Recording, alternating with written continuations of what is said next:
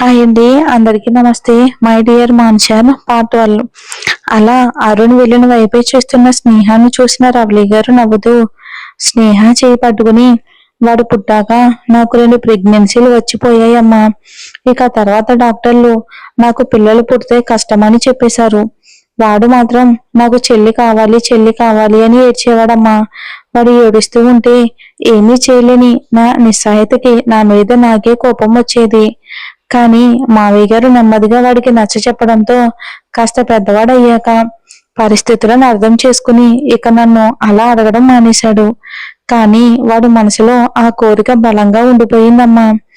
ప్రతి రాఖీ పండుగకి వాడికంటూ రాఖీ కట్టే తోబుట్టువు లేదని చాలా చాలా ఫీల్ అవుతూ ఆ రోజంతా కూడా దిగులుగానే ఉంటాడు. వాడు బాధకు తగ్గట్టు మా బంధువులు ఎవరికి కూడా ఆడపిల్లలు లేరు. చెప్పాలంటే మా ఫ్యామిలీలోనే ఆడపిల్లలు చాలా తక్కువ.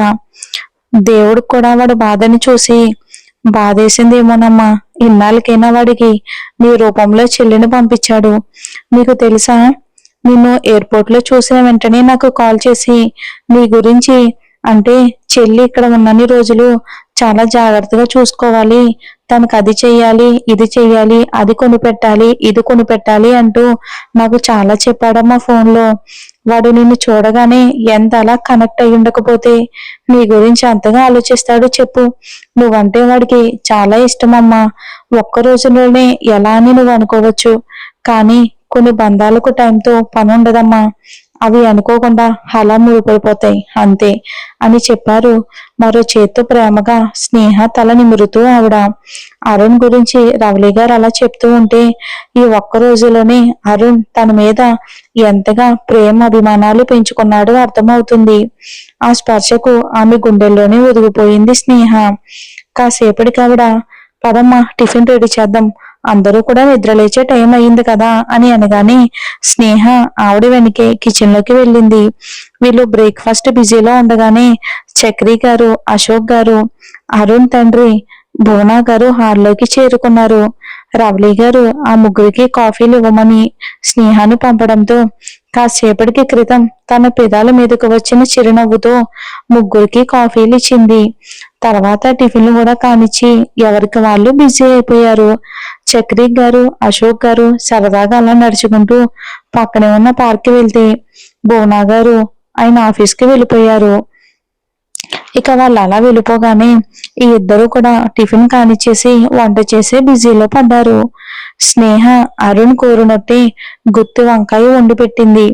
రవలి గారు భువన్ గారికి ఉలవచారు అంటే చాలా ఇష్టమని చెప్పడంతో అది కూడా ప్రిపేర్ చేసి మొత్తానికి వంట చేసేసి ఫ్రెష్ అయి వచ్చి ఇద్దరు హాల్లో కూర్చుని కబుర్లు చెప్పుకుంటూ ఉన్నారు. వీళ్ళు కూర్చున్న కాసేపటికి నిద్ర కళ్ళతో అమ్మా ఆకలి అంటూ వచ్చాడు అరుణ్. స్నేహ నేను వడ్డిస్తాను అని అనడంతో రవలి గారు టీవీ ఆన్ చేసుకుని కూర్చున్నారు. స్నేహ అరుణ్కి వడ్డించి తనకి నిలబడడంతో నువ్వు కూడా కూర్చోరా అంటూ ఆమెను తన పక్కనే కూర్చోబెట్టుకుని తన ఫేవరెట్ గుత్తు వంకాయ గుమగుమలాడుతూ నోరు ఊరిస్తూ ఉంటే ఒక్క ముద్ద కలిపి నోట్లో పెట్టుకుని అబ్బా అదిరిపోయిందిరా అని అంటూ లొట్టలేసుకుంటూ చాలా ఇష్టంగా తిన్నాడు అరుణ్. అరుణ్ అంత ఇష్టంగా తింటూ ఉంటే తను అంత కష్టపడి చేసినందుకు చాలా తృప్తిగా అనిపించింది స్నేహకి. కానీ అదే సమయంలో ఇలానే ఇంతే ఇష్టంగా వంట చేసి అర్జున్ ఆఫీస్కి పంపిస్తే ఆ రోజు అతను చేసిన గొడవ అంతా గుర్తుకు రాగానే ఒక్కసారిగా కంట్లో సన్నటి కన్నీటి పొర అలుముకుంది స్నేహకు. అంతలోనే అరుణ్, రే స్నేహ ఉలవచారు కూడా నువ్వే చేశావా అని అడగడంతో కష్టంగా కన్నీళ్లను అదిమి పెట్టుకుని చిన్న చిరునవ్వుతో అవును అని తలూపి అది కూడా వడ్డించింది. కాసేపటికి అరుణ్ రవలి గారు ఒడిలో పడుకొని అబ్బా ఈ రోజు వంటలన్నీ అమృతంలో ఉన్నాయమ్మా, ఎంత బాగున్నాయో తెలుసా, హ్యాండ్ వాష్ చేసుకున్నా సరే ఇంకా నా చేతి నుండి ఆ గుమగుమలు పోలేదు చూడు అంటూ తన చేతిని ఆవిడ ముక్కు దగ్గర పెట్టాడు అరుణ్. అరుణ్ అల్లరికి ఆవిడ నవ్వుతూనే నన్ను ఉడికించడానికి నీ చెల్లెల వంటను బాగానే ఎత్తేస్తున్నావులే గాని పెళ్ళం వచ్చాక కూడా చెల్లెల వంటను ఇలానే మెచ్చుకుంటావా అని అడిగారు ఆవిడ నవ్వుతూ. ఆ ప్రశ్నకు అరుణ్ నవ్వుతూ పైకి లేచి కాస్త దూరం నుండి వాళ్ళని చూసి నవ్వుతూ ఉన్న స్నేహాన్ని దగ్గరికి రమ్మని పిలవడంతో ఆమె రాగానే తన పక్కనే కూర్చోబెట్టుకుని ఆమె భుజం చుట్టూ చెయ్యేసి నా స్నేహ తర్వాతే నాకు ఎవరైనా అని అన్నాడు అరుణ్. ఆ మాట అతని గుండె లోతుల్లో నుండి వచ్చింది. అది స్నేహకు అతని కళ్ళు చూస్తేనే అర్థమైపోతుంది. అంతే ఆ మరుక్షణమే కన్నీళ్లతో అతని గుండెల్లో ఒదిగిపోయింది స్నేహ.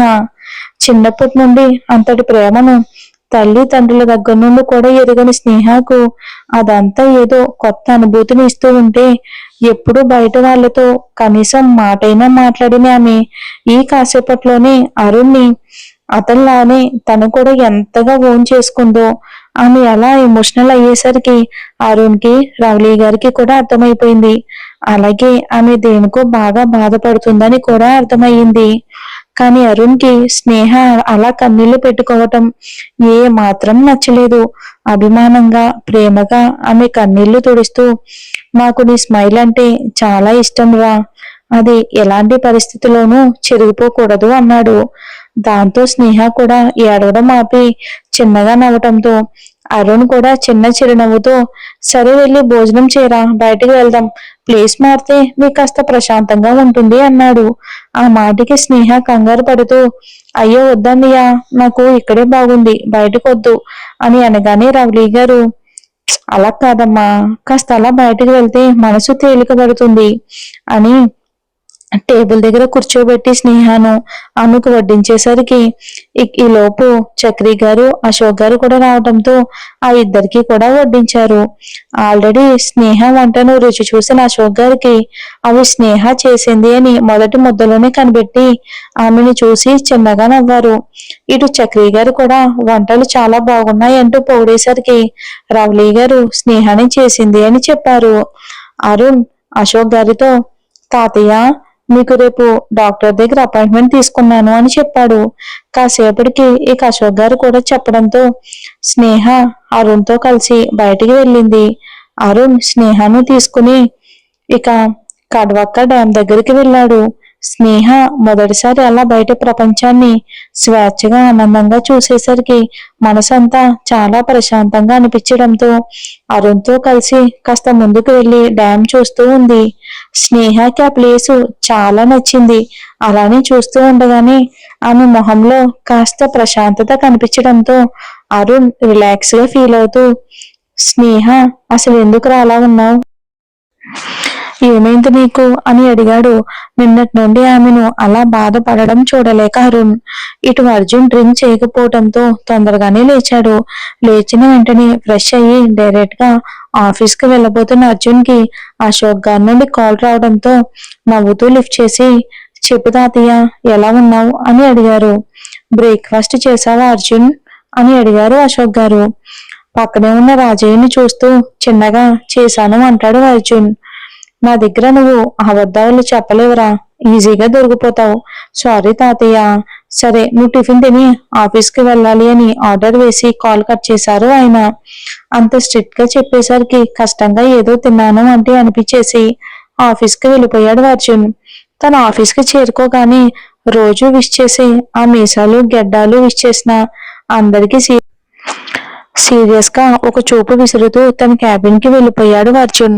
వాళ్ళకి అర్జున్ ప్రవర్తన కొత్త ఏమీ కాదు కాబట్టి ఎవరి వర్క్ లో వాళ్ళు బిజీ అయిపోయారు. అర్జున్ కూడా చాలా ఇంట్రెస్ట్ గా వర్క్ చేస్తున్నాడు.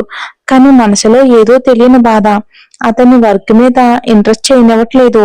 అదేంటి అనేది అర్జున్ కూడా అర్థం కాలేదు.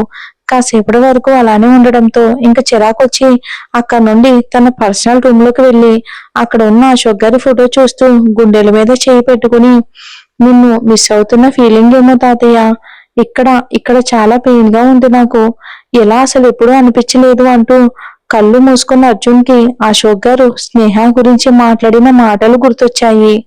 కానీ వెంటనే తను స్నేహ మెడలో ఎలాంటి పరిస్థితిలో తాళి కట్టాడో గుర్తుకు రాగానే మళ్ళీ కోపంగా కళ్ళు తెరిచి ఆ రూమ్ లో ఉన్న వాష్రూమ్ లోకి వెళ్లి షవర్ ఆన్ చేసి ఆ చల్లటి నీళ్ళ కింద నిలబడి తన కోపాన్ని తగ్గించుకునే ప్రయత్నాన్ని అయితే మొదలు పెట్టాడు అర్జున్.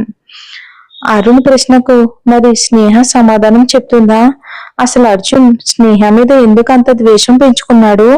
మరి ఏం జరుగుతుందో వచ్చే ఎపిసోడ్ లో చూద్దామండి. Thanks for watching. స్టోరీ ఇక నుండి ఇంకా ఇంట్రెస్టింగ్ గా ఉంటుంది.